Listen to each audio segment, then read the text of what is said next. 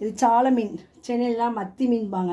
இந்த மீன் தான் ஒரிஜினலாகவே செம்ம டேஸ்ட்டாக இருக்கும். சீப்பாக ஆனால் ரொம்ப டேஸ்ட்டாக இருக்கும். சால மீன் குழம்பு வச்சு பொரிச்சா செமையாக இருக்கும். இன்றைக்கி அதுதான் செய்ய போனாங்க. தேவையான அளவு நல்லெண்ணெய்,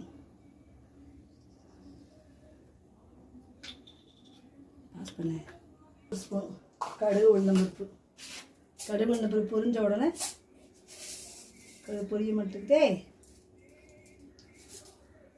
பொரிஞ்ச உடனே பாஸ் பண்ணிட்டலா வெந்தயம்,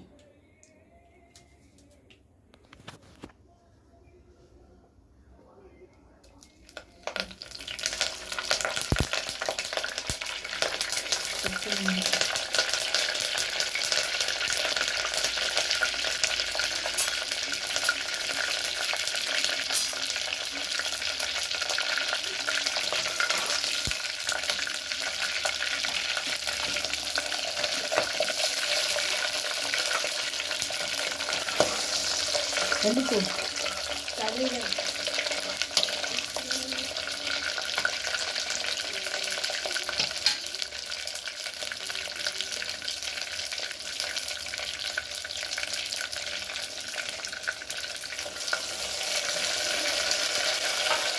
லைட்டாக மஞ்சப்பொடி, புளிக்கரைசல்.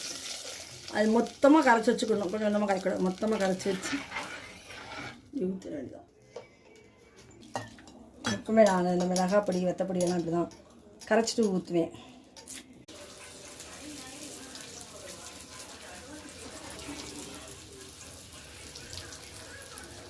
சூப்பர்.